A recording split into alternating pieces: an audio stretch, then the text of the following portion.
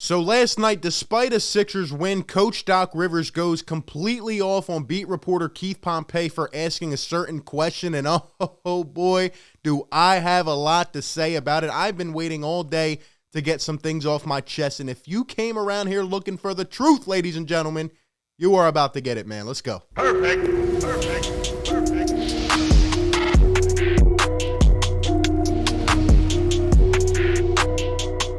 What is going on, everybody? RB here. Welcome back on into the show. Like always, if you enjoy the content, be sure to smash the like button, hit the subscribe.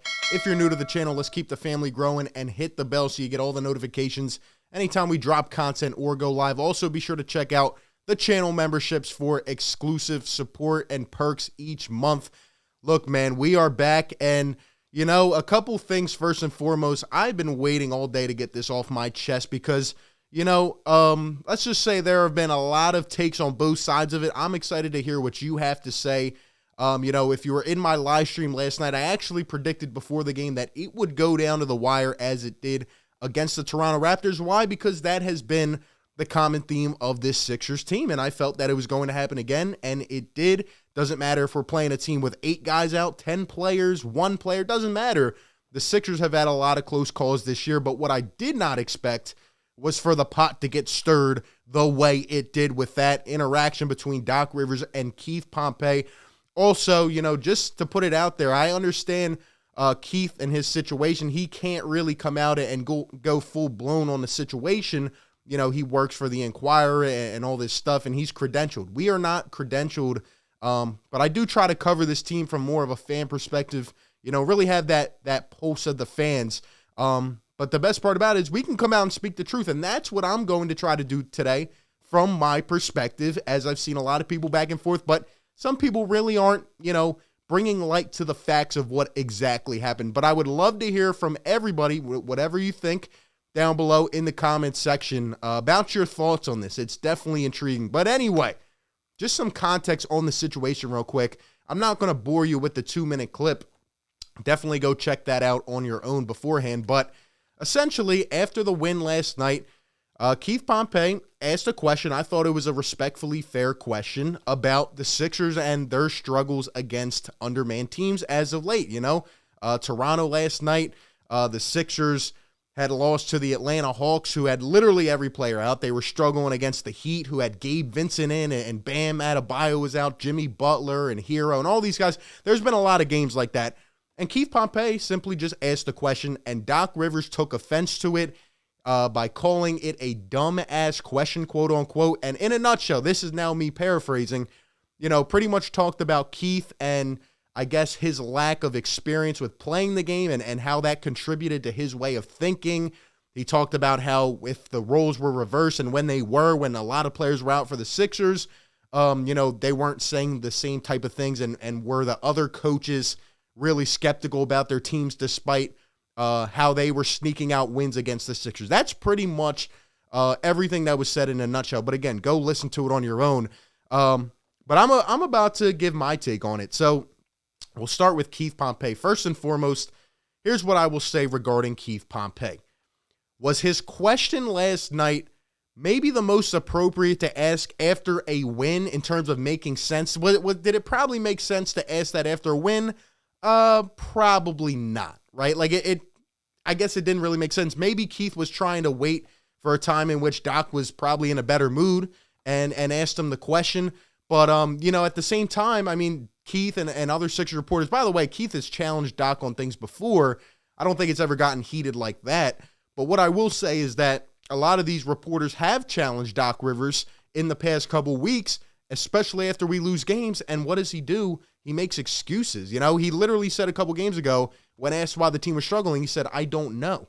He said, I don't know. He said, you know, oh, well, we had players out too, even though the Atlanta Hawks had a lot more players out. There have been a lot of excuses, right? But maybe Keith was trying to wait until a better time or a better game. If he had asked him after a loss, maybe Doc would have lost it even more. Who knows? Did it make sense? Probably not. But at the same time, this is in Doc's contract. This is in every player's contract. They have to answer questions from the media. And this is Keith Pompey's job as a reporter. He can ask whatever the hell he wants, okay? So that's what he did. And, you know, Doc Rivers could have handled it a lot better. Now we get the Doc, and I have a lot of issues with what Doc said. Do I respect it? I respect that Doc spoke his mind. But at the same time, let me break it down for you, okay? Number one, Keith Pompey was simply asking a question. If you didn't like the question, the best way to avoid it would have been to just say, I thought I was happy that we won the game. That was it. You could have moved on to the next question, but you took it upon yourself to take it even further. For example, Joel Embiid and Tyrese Maxey. Maxey had a tough night, and Joel was playing around with him. I don't know if you saw that clip either, but they kind of made it a little funny joke, and they moved on.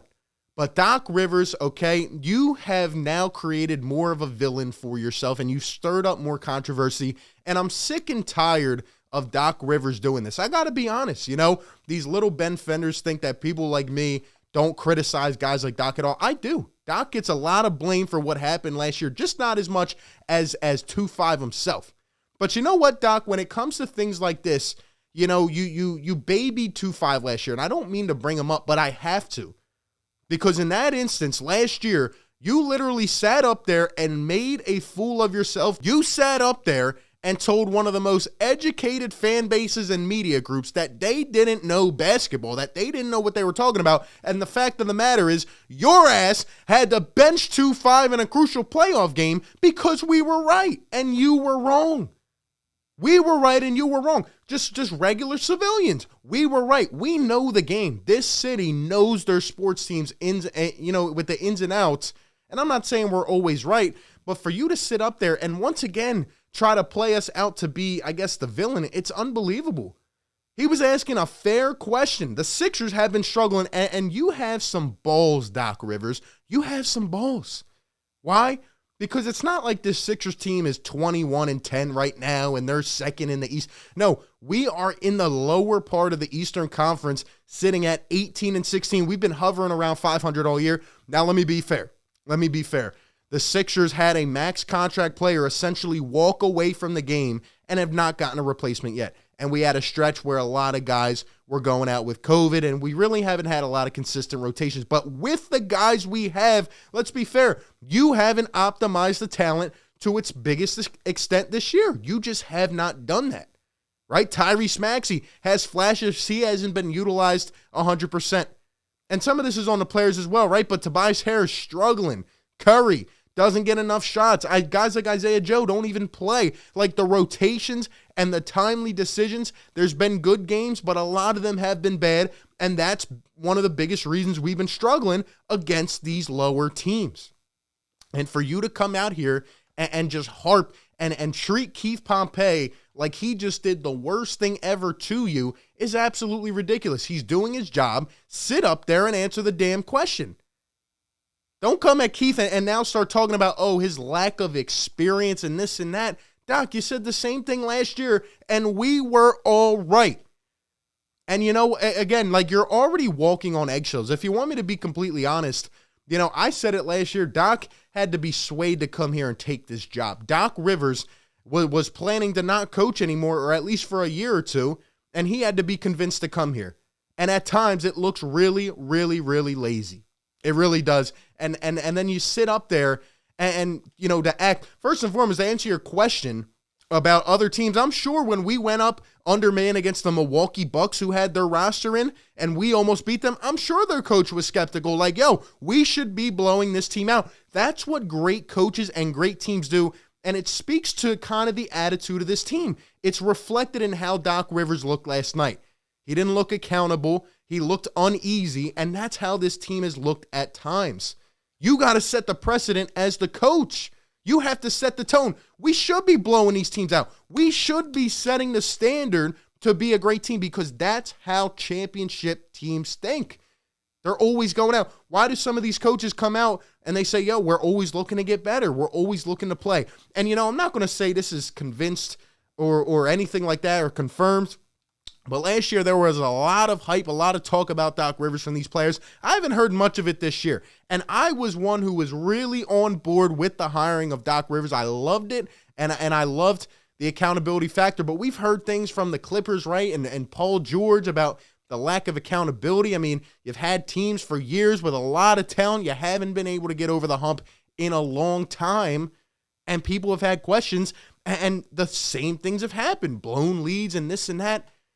What I'm trying to say here is, like, you have to set the tone as the guy at the top of this team, and I'm just not seeing it.